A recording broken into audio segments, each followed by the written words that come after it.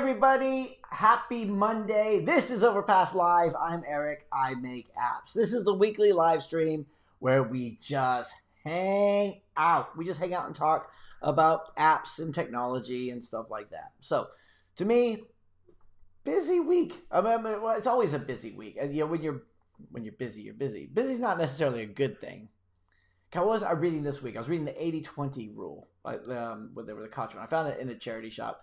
Like, I love to go to thrift stores and find like old books because, you know, although I'm a bit worried about like if anything's gonna have COVID, it's gonna be a used book, right? But anyway, so I was reading this the 80-20 rule, which I thought I'd read before because I've read so many, you know, but I think it's one of those things that's just been around so much, you kind of think you've read it, but like I haven't actually read it. So it talks about like busy for busy's sake. So I'm very conscious of that last few days, thinking, am I just, you know, when I say that I'm really busy, that's not necessarily a good thing. It just means I'm like, you know, doing loads of stuff. But I've been working on, so one of the things I'm really excited about is I've been working on one of my own applications. So it was the kind of thing where I kept hiring developers to work on it and just ending up with a bunch of code I couldn't use. So like over the Christmas period, I sat down, I'm just working on it myself.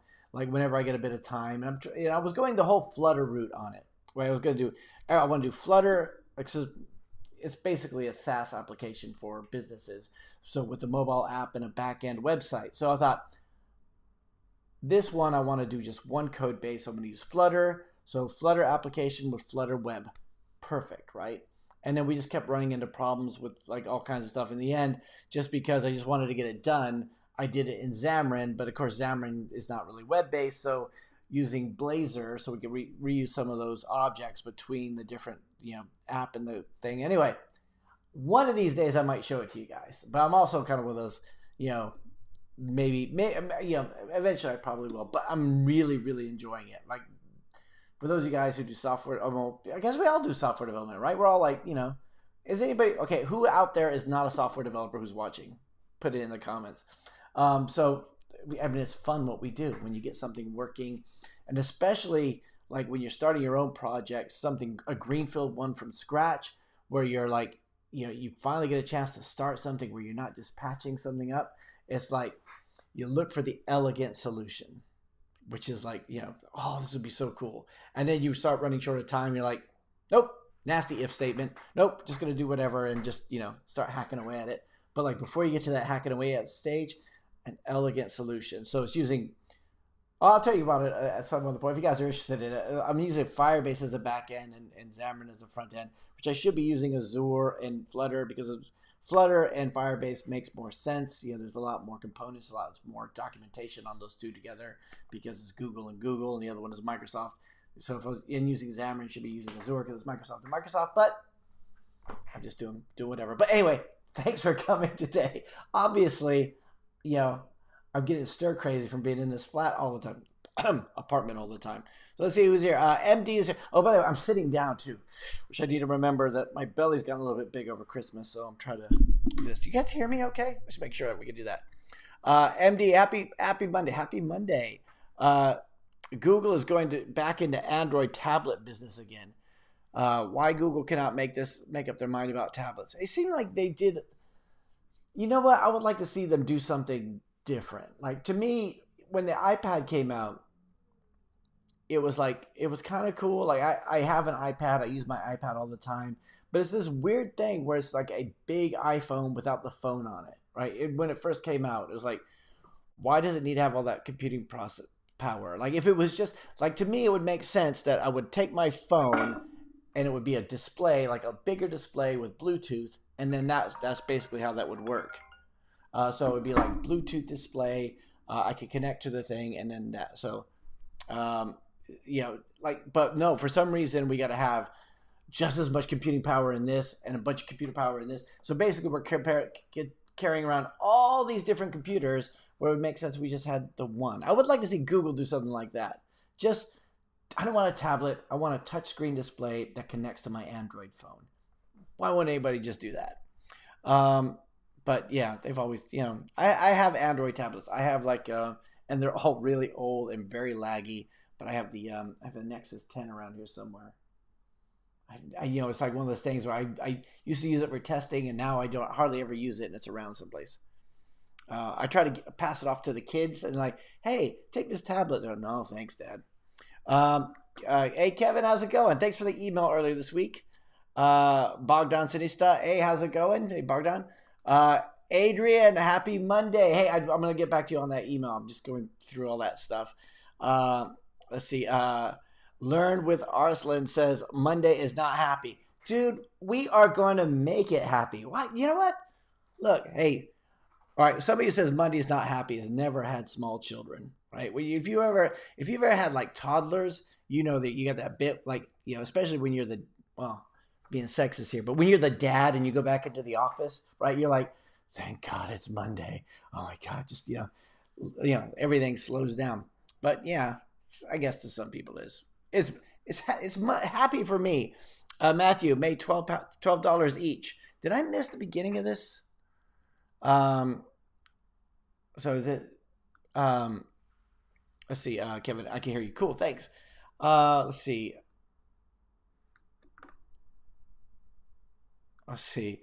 Learn with Arslan says, I'm not a software developer. I am app. Wait. Oh, app developer. Okay. Well, an app developer is a software developer. The reason I started saying software developer is a lot of the stuff that we do carries on to other stuff, right? Like there's, because it's like you cannot be an app, just a straight out app developer and not have skills that were transferable to something else. Not really. Well, maybe. Like if you work with like a normal business person, like they're not software developers at all. They've never done anything with code, and when they look at it, they're like, to them, a software developer looks like a juggler. Like, maybe if I really applied myself, I could do it, but it's a whole different thing, right? So, but if you're doing apps and you looked at a website, you'd be like, I think I'll have a go at it myself. Like you just like, it bothers me. Like it's one of those things where I find it difficult hiring people is because I think I could just take a Udemy course and then I could pretty much do this myself. And then, I think, well, no, I need to get a professional, someone to do it. And then I basically end up hiring somebody who took a Udemy course and is just messing it all up. So anyway, but yes, I hear you. Cool. Thanks. iReality says, Hong Kong says, hi, Eric. Hi, how's it going? Morris, I can hear you. Cool. Let's see. Matthew says, I increased my subscription price 1 year to $30 a week ago. And is that the one where you made $12 each? Let's see. iReality says, I have a question regarding marketing. How much is the average cost to pay for each app install if I'm targeting the USA? I'm not sure what it is now because it's going to be different based on the different types of market and everything there are.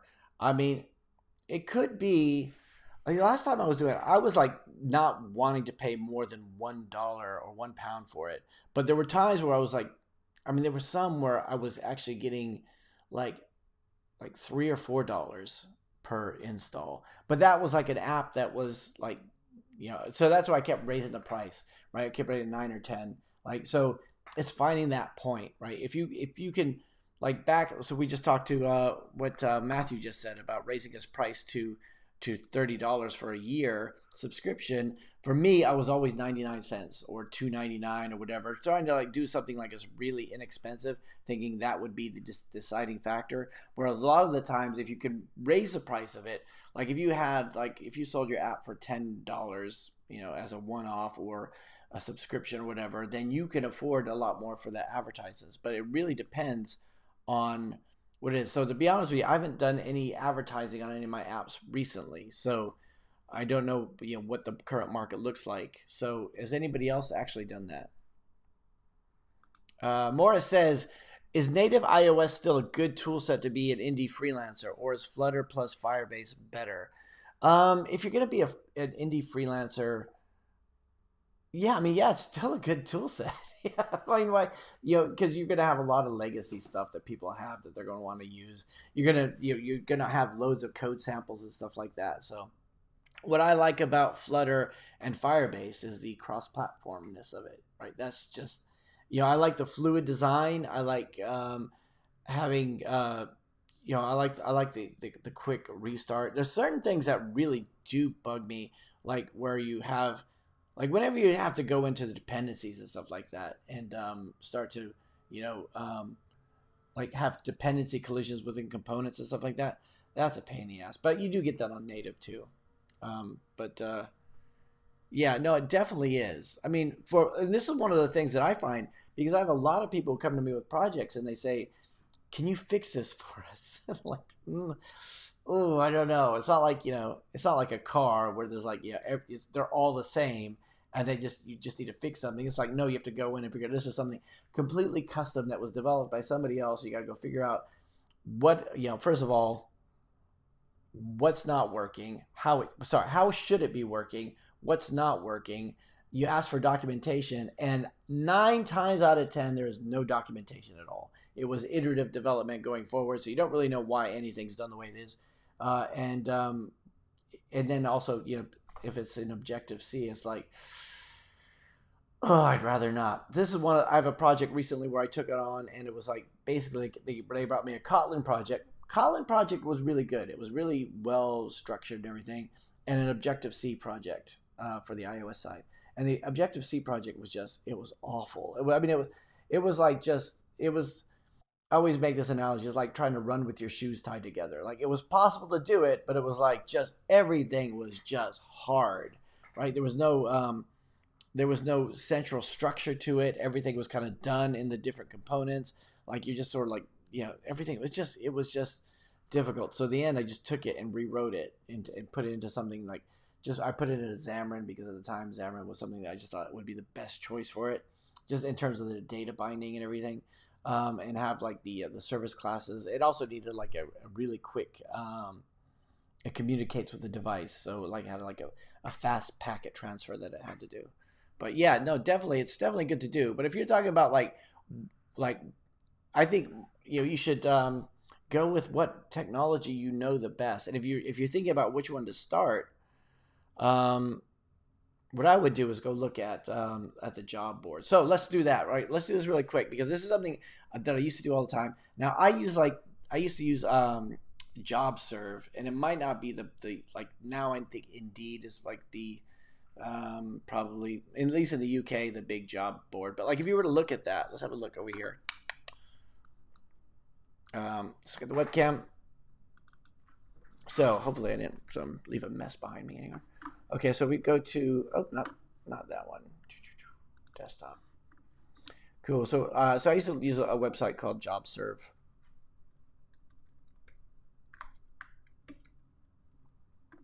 Which people still use. But if I was gonna do like Flutter, I would say I'm in Didcot. So I would say within 50 miles, at least to start with. And I would say within 5 days. And I would take contract type. I mean, you could go like a permanent position or something like that if you were into that. So do I mean Flatter? No, I do not. So that's none. Is that none? Let's go back. Let's do any. So obviously the contract market's not too good for this language. So here we go. Front-end developer, JavaScript, a little bit of Flutter, full stack developer, which is not necessarily a Flutter thing, but they do kind of list it in, that's more of a Xamarin. But yeah, but if we were to go through and say, let's do Swift. Yeah, we see a lot more job opportunities here under, going through Swift. Senior iOS lead developer, 66 to 76,000 per annum. What I would do is go for a contract position, because contracts, because they pay better. You have a lot more flexibility. So it's iOS developer, 400 per day. AWS cloud. I mean, yeah, AWS. If you get into Azure and AWS and everything like that, you'd be a full all-round software developer, solutions architect. So yeah, I guess that answers your question. Hopefully, I don't know. Let's see. So, but yes, Chris Bala. Hey, Chris, how's it going? What do you think about Apple's unlisted app option just announced last week? I think it's really cool, actually. It's something that is going to definitely be useful for me because, like, I will release apps and then I don't want to, you know, well, I have clients that release apps and they just want them for like their employees, right? Or they want them for their employees. And then Apple, if by the way, Apple's nearly like not approved an app. They go, well, this looks like it's for internal use. This is a good one for the Apple business program or whatever. What's it? They, it used to be the volume purchasing program or the so the whole enterprise distribution or enterprise distribution. This would be a good candidate for that. Like, well, first of all, the client doesn't own all these phones. They hire a contractor. Yeah, that's the argument you have to make, right? But then they still like the client still doesn't necessarily want that on the App Store, and they also don't want to put screenshots on the App Store. So you're like, okay, so we got to put at least a couple screenshots on there. So what we do, login page and like an about page, which is like nothing, right? So like this would be like a really good thing, especially for the the enterprise applications. Because as much as Apple wants you to use their, volume purchase program, they want organizations to go through them and do all the distribution through them, but like set all their devices to be on this one, signed certificate or something like that. It's a pain in the ass for them to do. They just want to have something that's unlisted and they can send out a link for. So I think it's great. And also what I really like is the fact that all that new stuff on the App Store Connect is available there now for the last few weeks, where you could just release. I mean, you just release you could do a release without releasing a build. You could do like you could release everything incrementally. I think it goes too far though. It was like kind of like I had this thing where I released an update, and it came back saying, okay, this is what you're releasing. Click here to continue, or click here to submit. And it was like it added loads of extra steps in the process. And it was, I don't know. I thought it was a bit clumsy the way that it kind of worked, but Google Play Developer Console, I think is a bit clumsy too, where you have to go in there, create a build, go do all that kind of stuff, upload the AAB. Actually, maybe it's not that bad, but like you have to go like it used to be just I just want to publish something, and now it's like. Okay, so you go into productions, you go create a new release, then you go through and you upload the AAB, and then you fill in all this stuff, unless you haven't done all the stuff on the checklist, and then you got a whole bunch of terms and conditions stuff, fill in all these questions and answers, a whole bunch of stuff, even if it's just a test build, right? And then you go through all that kind of stuff, and then you go through what's new and everything, and then it says save, and then review, and then who do you want to release it to? Everybody, or just 10% or 20%, whatever. And I've always just been like everybody. On my own apps, I always just say 100%, but I've done it for clients, and it was like we do like 10%, and then update it 20%, whatever. Whereas on the Apple side, you could do the whole 7-day phased rollout, and you don't even have to keep going back into it. Because there's been times where I've forgotten about it for a couple of days. I was like, I have to go back and increase it from whatever 40 to 60% or something. But I guess am I being too? I'm being very nerdy today, aren't I? So what I do, this is my thing. Let's see. Keegan says, "Hey, hello, Keegan, how's it going?"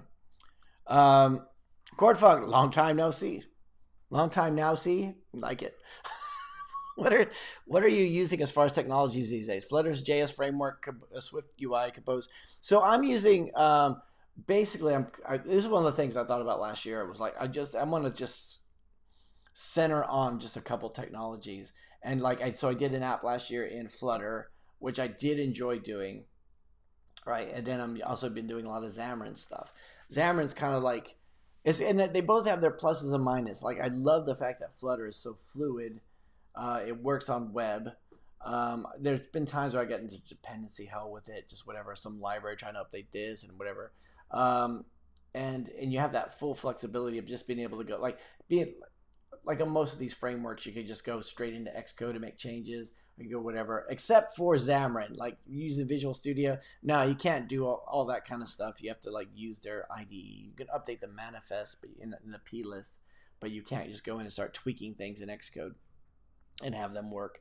So those are for the mobile side. I'm doing mostly Xamarin stuff, And it really depends. If it's something that has a lot of data binding, like I just want to be able to load an object into a view model and then bind to that object and have all the attributes, and like it's very much a forms-based thing, Xamarin Forms works way better than Flutter does, in my opinion. Flutter is like, the text editing controller, and then having that text editing controller for each of the controls, unless you do some sort of, like weird binding on the change event and everything like that. I mean, I was surprised at how much trouble I had with just binding a form in Flutter. So it's kind of the both of them I'm kind of using at the same time. For the most part, I use Firebase as the back end though, just because to me it just makes sense, because you have so I'll use Firebase for almost everything, just because you need it for push notifications anyway on the Google side, and then you've got the Firestore and authentication. So authentication is also really useful. Push notifications, and what else am I don't use it for distribution, and I'll use it for analytics if I'm using Flutter. However, if I'm using Xamarin, I will use App Center for Microsoft, just because the libraries just seems to work a lot better in terms of that. Just using App Center for crash reporting and analytics. But that's just me. So let's see. Mr. Centurion. My app was uploaded to Google Console 3 days before and is still pending a review. If there's something wrong? I would say no. Sometimes they've taken like a week before. Usually, if you have a terms and conditions, that takes a lot longer. I've uploaded apps where I did not have any internet access. I did not need to do terms and conditions, privacy policy. I did not have to do a privacy policy, and it went through really, really quickly. And then I've done some where I had a privacy policy involved, and then it just took forever. And then they rejected it because of the privacy policy. So I had to, make changes to the privacy policy or add certain things. So, and and I wonder whether or not they just sort of flag these kind of things up, saying, we need to look closer at this one, whatever, because they're all really serious about privacy. It's funny how it's all changed, where it used to be Apple was like take 2 weeks, like just for any application. And now Apple they'll approve things in the same day, within hours sometimes.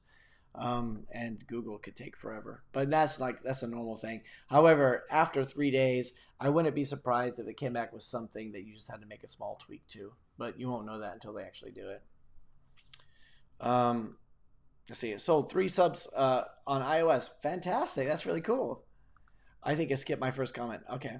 No, I think my first comment, I don't see it on my list. I don't know why.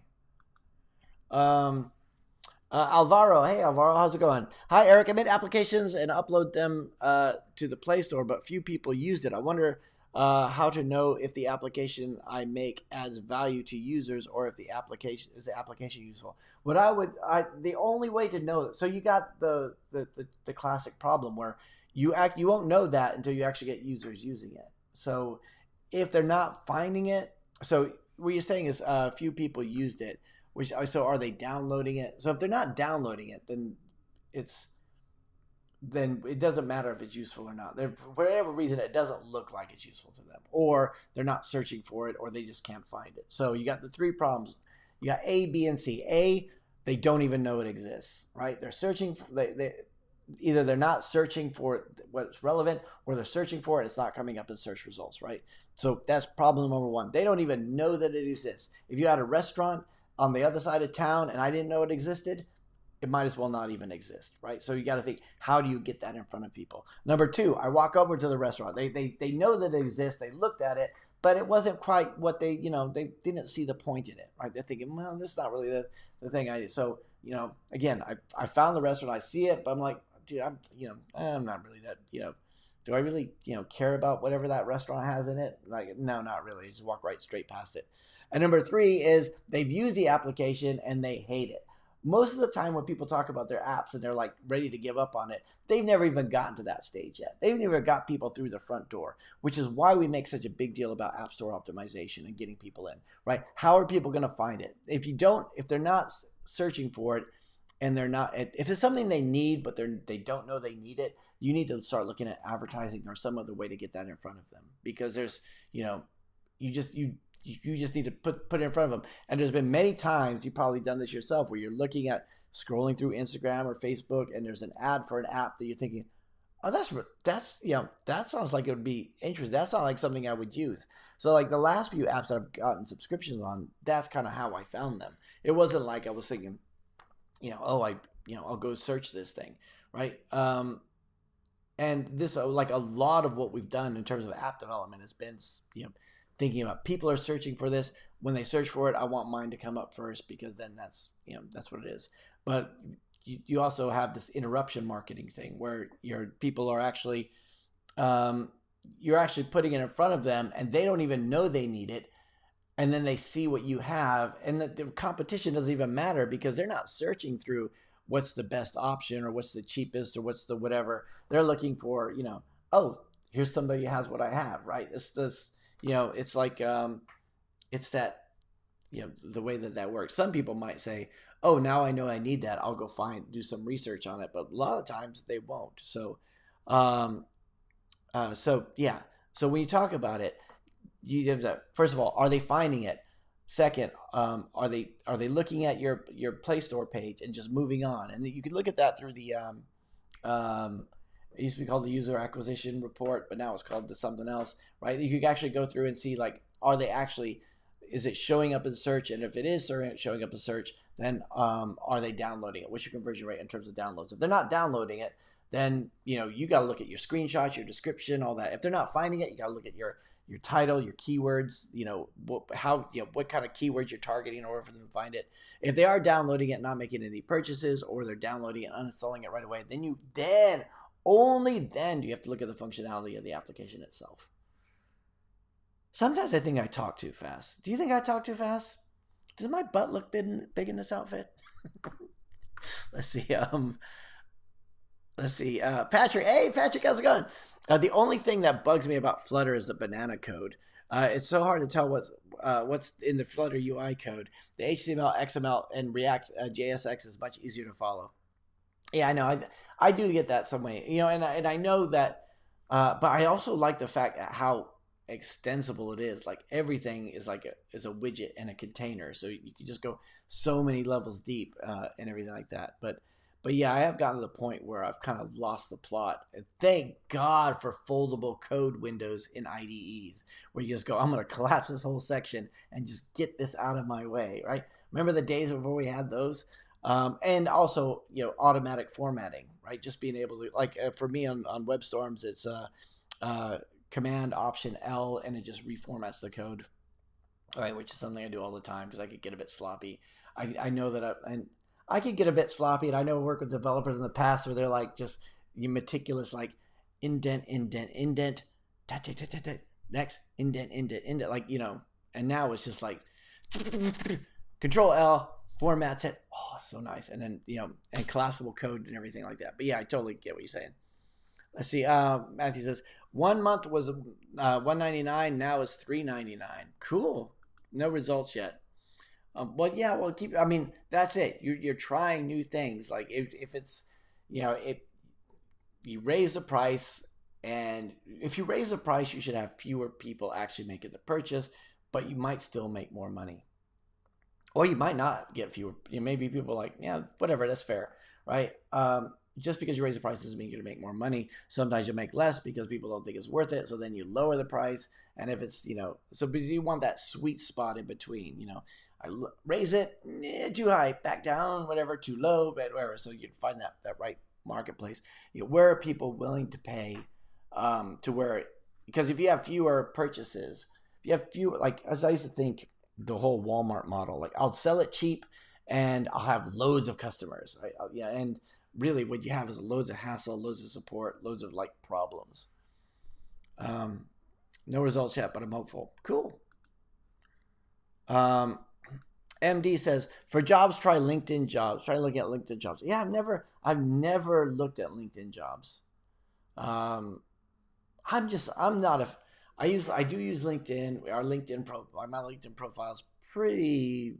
I spend a lot of time optimizing it. It bothers me when I talk to somebody who doesn't know how to optimize their LinkedIn profile, because it's like a 20-minute blog read somewhere. I just like to learn how to, like, do all the proper photos and everything and proper content and put content out there. But whenever I go on LinkedIn, it's like just it's like, hey, we just went out there and crushed it today. Good job, team. Yeah. And then everybody comments. So they're like, yes, good job for you guys. Hire me. Good jobs for me. Hire me. But buy my service. It just seems like it's just so needy. Whereas other social media platforms is just like, go out there and just say what you want to say. So that's why I try not to go on LinkedIn very often. But for jobs, it does make sense. I learned what Arslan says. Eric, if I created one app product successfully with 0 bugs and everything is fine, how could I market the app? I have no knowledge of app marketing. Okay, so if you created one app product with 0 bugs and everything is fine, that's like, okay, all right. All apps should have 0 bugs, but no apps have 0 bugs, if you know what I'm saying. Like that's the goal. Like that's the price of entry. Like nobody, well, so yeah, nobody, like bugs are unintentional. Like we none of us put a bug out intentionally, right? We all do that. Well, I had a manager once who said, oh, like I was working in this development team, and a new manager came in and he had this meeting with us. Says, all right, you know how you guys are releasing software with bugs in it? From now on, no more bugs. And we're like, okay, we'll just never release anything. We'll spend forever testing because there's so many different parameters, so many different devices out there to test everything. So bugs are never intentional. So if you did have an app with 0 bugs, how can you market the app? You would, like I said before, you have to get it in front of the right people. If it's a niche application, and all applications, you should have some idea who your target market is, then I would do something like, if I was going to use some advertising, I would think about Facebook advertising, or even using universal app campaigns through like Google Ads, just to get it in front of as many people as possible and pay as little per install as you can. So just to get that in front of people.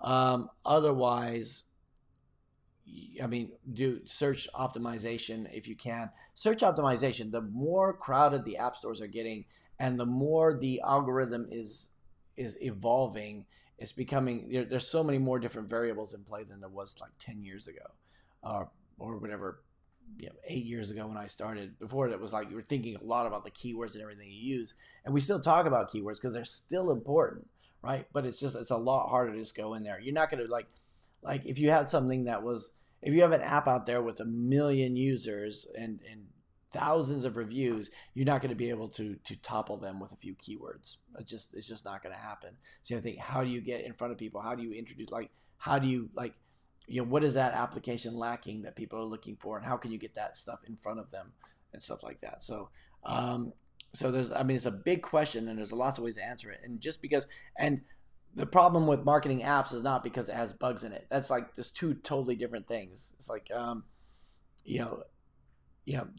bug free is not a very good advertising, thing either. Like, download our application, there's no bugs, is about the same as saying, download my application, it's free. It's like, yeah, we still need more information than that. Matthew Creek, have you tried decoy pricing? Pricing sounds sketchy, but it's not. It directs customers to a specific plan you want to sell. $9.99. Yeah, that's they always say that, have 3 prices, so that you're like leading them into that one. But yeah, like if you were like to say, that sounds perfectly cool to me. Like if you were gonna say for 6, let's say for a 1-year plan, like say $4.99, like $199 for lifetime, whatever. But like if you say $49.99, but even then, like if you were to say, like if the scale would go from, for 1 month would be $20. For 6 months, it would be $35, right? Like, why would you not get the 6 months? For 1 year, it would be whatever, $60.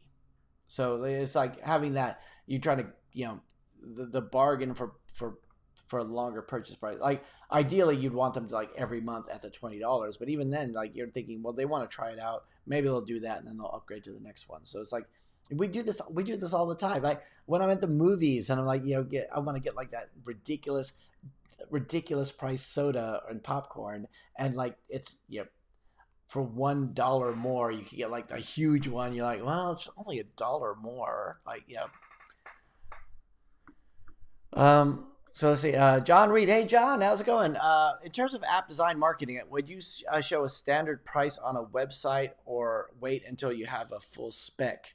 Not showing the basic price might put potential clients off. In terms of app design marketing, would you show, okay, so like you're saying you have an app design marketing service, would you show standard price on a website or wait until you have a full spec? Not showing the price might be putting potential clients off. I've struggled with this for a long time. I wanted to have like a fixed price application, like a fixed price on my website, and we thought of different ways of handling that. And the problem I kept coming to was it's either the price would have to be so high that it's off-putting at first. Because you're all of a sudden you're thinking, well, I don't want someone to come to me with some ridiculous requirement. I mean, if they want to come to you for like a custom service, like if you could quantify it, we say, okay, for this price you will get A, B, and C, and that's what you get, then yeah, you could do that. But if you're saying, come to me and then whatever you tell me, it's going to cost this amount, then all of a sudden you're like, you're either going to have to charge loads just in case they ask for something ridiculous, and if they don't want something simple, then whatever, or you're gonna have to come back with like some different price. And the problem I've always had was and even on the videos, like when people ask me about pricing, and there's been a couple times where I didn't mention like what I would charge, but it's like as soon as you put that out there, then that becomes a benchmark for everything else. Like if somebody, like if you have a client that needs something that's like a similar thing, or even something completely different, they're like, well, but you only charge that client that, right? Then you're all of a sudden you're like based on that kind of thing. And I think about I don't know if you guys know the comedian Hannibal Burgess. He's like he was in Game Night. He was like a lot of stuff, but I was listening to one of his stand-ups, and he was talking about how he was working in a university, and the newspaper review of him said like, and he only cost $300, so it was a bargain for the whatever. He goes, wow, so that's going to make pricing difficult. He says, why would they list what I charge them? Now it's going to make pricing difficult for everybody else that I work for, right? And that's the same thing. Like once you put a price out there, you're right, it does lower that resistance. And this is why I'm so tempted by it, because it lowers the resistance. Like if I want something done, I don't want to call somebody. Dude, I hate calling somebody. I don't want to get on the phone and say, yeah, how much would it cost to do this, and this? Because you feel like, you have no idea what they're going to come back with. So if you could lower that barrier to entry. So what we do on let me show you my website. And this is kind of what we've been doing for the last few years, and it kind of works. But let's go to desktop. So what we started doing here is, because I hate that idea of actually, getting on the phone to call someone, we created our new project form, so somebody can fill in a project and just ask a few details about it and give us a few details. And basically what happens is this goes in, it goes to my VA Ren, and and it goes to me too, and she'll send it on to me, and then basically we'll just give a ballpark quote, like finger in the air. Sometimes I'll have to say that's not enough information, and other times we'll say like, okay, I'll come in a little high or whatever, just something to give a ballpark. Say like, this is what we're talking about. Like there's no harm, no foul. If it's too high, then it's, that's fine. We don't have to have this weird conversation. And sometimes like we'll do the ballpark and they'll just go away, and that's it. That's kind of what the intention is. Like, there's no harm in asking. And other times they just, we'll give the ballpark quote, which is a formatted document. We have, it's a PDF that we just kind of fill in the details on. And sometimes like there's been times where like 6 months later or a year later, they come back and say, okay, we're ready to start now. Thanks for that information before. And but we try to do follow-ups, but I'm not the best at doing follow-ups and everything too. Now, that might not see the best thing, right? And I totally get, like, what I would like to do is have like a pricing structure on there. But again, if you can make that work, the buyer's resistance would be way better. Or alternatively, they will use that to price other services. But I mean, yeah, if you could get that to work, if your business model could get that to work, saying for that you will get this many hours and you will get, we want to customize the icon, such with, and with say we will redesign your icon with 2 revisions, any additional revisions. The first one will be what we think, the second one will be with your feedback, the third one will be the final one. If you still want more revisions based on feedback, then that's going to cost more. You always have to think about that, because otherwise you're specifying a fixed line of how much effort you're going to put into it. And this is my daily thing, where it's just trying to keep a project from the scope of a project from getting out of control, and just to get it done and get stuff answered. Even just today, I got like an email from a client where they've been testing an application, and for some reason they want to test, find a bug, and then put a halt on everything. I'm like, no, just test this thing and come back, because all of a sudden it's like, I don't, it's just, we had a bit of a conversation about this, where you can't just tell me one thing and then wait for me to fix it and then continue testing, unless it's a blocker. If it's a blocker, I totally understand. But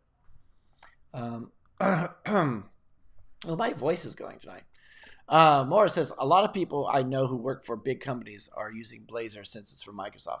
It's a weird one, because it's like, I think it was Fist007 who told me about it on a live stream. I'm like, I've so gone off Angular. I mean, there's, admin sites at Angular. I used to love it, but now I'm just like, dude, everything's just so complicated now with the latest Angular versions.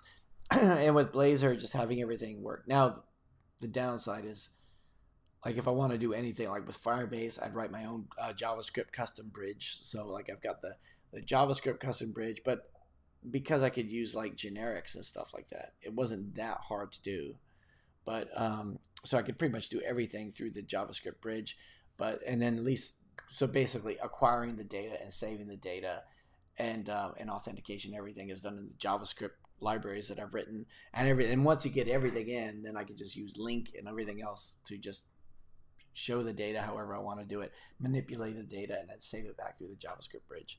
But it is kind of like, taking something web, taking into something that's a bit more desktop-ish, like, just because, people say all the time, why use a language just because, like, why use a language because you don't want to learn other languages? But there's times where we're just like, screw it, man. I just want to use the same models for the server and for the client, and not have to, have like duplicate of different types of code bases and stuff like that. So, Morris says, thumbs up, people.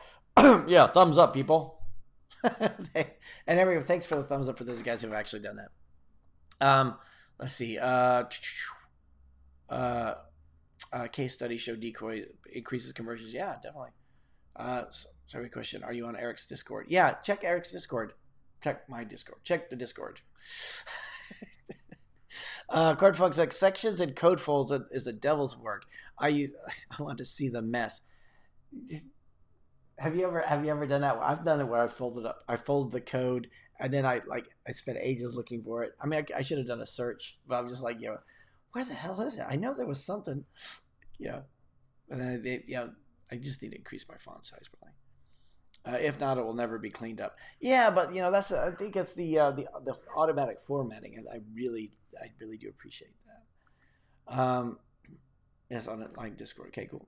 MD says, did you just diss Walmart? How dare you, dude? I love Walmart. All right, look, hey, this is what I think. You know what?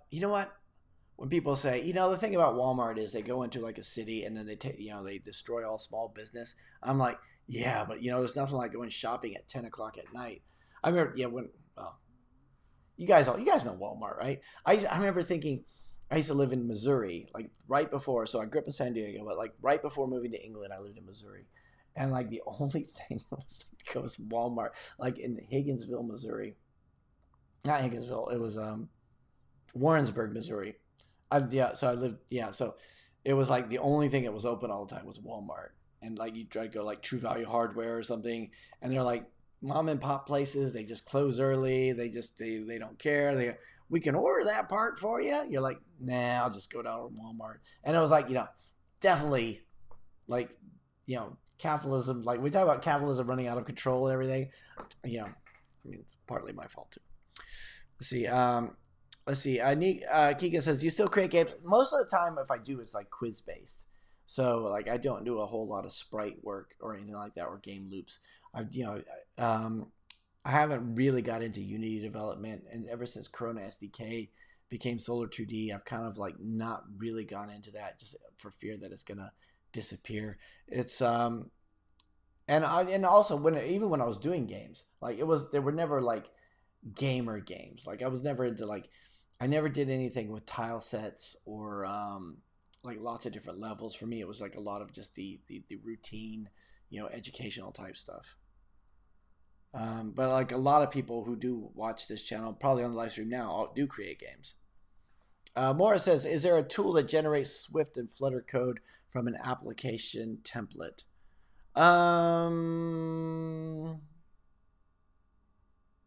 Well, I think I've never used it like in this way, but I think the nice thing I liked about Flutter Flow was that you could export the code. So you could possibly use that, but yeah, I'm not sure. Thushara, hey, how's it going? I recently switched careers to pursue app development. Is there a path you would recommend learning and becoming a professional? I think you should start creating stuff. I mean, what profession are you coming from? Because if it's something where you could leverage that and have like a niche in that thing. So like, let's say you're, I don't know, I'm just going to let's say you're a doctor. If you're not a doctor, I'm just like shooting for it. But like, if you could do something for that medical field, then that would be your thing. Like as an in, say, I do app development. I've done these certain apps over here. The thing that differentiates me from other app developers is that I know this industry really well, right? That would be like a niche thing. If you were like a barista before, then maybe that's not something you could do. But what I would do is start creating things, right? It's, the nice thing about software is that I think anyone can learn it. Every time I say that, people say, no, not old people. No, not everybody. You have to have a certain kind of mind. But I think you could. You just have to put in the work. And sometimes it does sound easy. You can watch a tutorial and it's like, dude, this is so easy. But then like it's the hours of work and problem solving and debugging and trying to figure out why it doesn't work on one certain device, all this kind of stuff. That's where your value as a developer comes. All the hard work and the drudgery and everything like that. Matthew says, any recommended issues where I can advertise my silver and gold app? Recently fixed a glitch that was making Android 12 incompatible with my app. Isn't that weird when you find that kind of stuff? And it's like, usually it has to do with, like for me, usually it has to do with permissions. Like, all of a sudden they need some new permissions and I ain't even asking for them. So, where can you market your silver and gold app? This is something. This is like, you'd have to know your user to know where to do that. It's when I set up Overpass, my whole thing was to do an outsourcing company. So Outsourcing Magazine contacted me to see if I wanted to add an outsourcing magazine, and I was like, it was going to cost a lot of money, and I was really considering it. And then it hit me that was like, wait, people looking to outsource don't buy outsourcing magazines.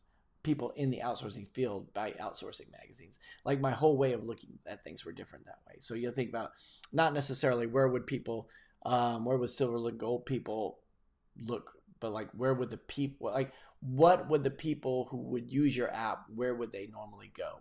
And then think, how can you advertise on those platforms? Geddes DM says, hey, how's it going? Is it Geddes? Is that right? How's it going? Is it worth paying someone else to write the ASO optimized description for my app? If your English isn't very good, then yeah, maybe. If it's just a description. Well, my whole thing with hiring an ASO person is that a lot of the times they want you to change things within your application. Like I never hired an ASO person, but I did hire an SEO person. And they were like, okay, you need to put this on your website. You need to put this on your website. It's like, but they didn't act like, it was just like, I was like, dude, man, this is a lot of work for me to do, right? And you're not showing me any stats. Like I was like, you're supposed to be doing keyword stuff and all this stuff. So, but yeah, you could try that. But I mean, yeah, I mean, give it a go. If it's, I wouldn't spend loads on it if I were you. But to King and Unity is compatible with Android and iOS. Yeah, yes, a lot of those game frameworks are. But yeah, Unity's the big one. Devesh says, being a solo Android developer still worth it or profitable? Yeah, I mean, when we say, is it worth it? Like, it's, yeah, there's no, there's always people hiring, right? If you could, like, there's, so like when I work in an investment, well, when I work investment, actually when I worked in any office environment, whether it be like at BBC or wherever, there's always people of various different technologies that are there because they're there to fill certain needs, right? There's a lot of the times they have systems and backends that can only support certain software languages. So there are people using old legacy stuff. Like it was weird. Like I don't know if you guys. I was gonna say, have you guys ever seen like an old developer? But I'm realizing it's been a while, and like now you're looking at an old developer now. But I'm just saying, like where you're like sitting in an office and there's like a guy like with like a beard and long and like gray, like really gray hair, and he's like in his 70s and he's a software developer. It's bizarre. Like he's like, I used to code in Pascal, and it's like they're like hey, you whippersnappers. So but. So there's always needs to fill. If you're thinking about, I can't see anybody not needing Android developers, but it's all like the things you need to consider are, how many jobs are out there, and we did this thing with the the job sites to see like have a look at that, right? But and then also like how saturated is that market? How many people are out there that you're in competition with? So if you're getting into Android development, the nice thing about cross-platform development is that a lot of companies they're going that way. In fact, a lot of companies seem to be going with no-code solutions lately. So it's like that's another thing that if you're just getting into it, look at whether or not that's something that's is Power Apps something you get into, or Flutter Flow, or whatever, some of these other application frameworks out there that you could actually do, because it doesn't necessarily have to be like I'm starting straight in on the code, although I think a lot of times that's what people actually need. So let me know, do you guys disagree with that? Hey everybody, so that's the last question. I am going to finish it here. We're nearly at an hour. I gotta run and do some stuff. Thanks everybody for joining this live stream tonight. So my New Year's resolution is to do 2 videos a week, and so I'm on track with that. I got a video coming out tomorrow. I will have yet to film one for Friday, but I'm trying to keep that going. Trying to get my mojo back, man. Trying to get back into doing videos more frequently. I was gonna go to like 3. I was gonna think about going back to every day, and I thought, no, I'm setting myself up for failure. I'm trying to get like 2 done a week, and then hopefully do more. But I really appreciate everybody showing up to the live stream. Thanks for the thumbs up. Thanks for thanks for just being there. And I hope you guys have a really good week ahead. And I'll talk to you guys again. Let's do this again next week. All right, I'll talk to you guys later. Bye.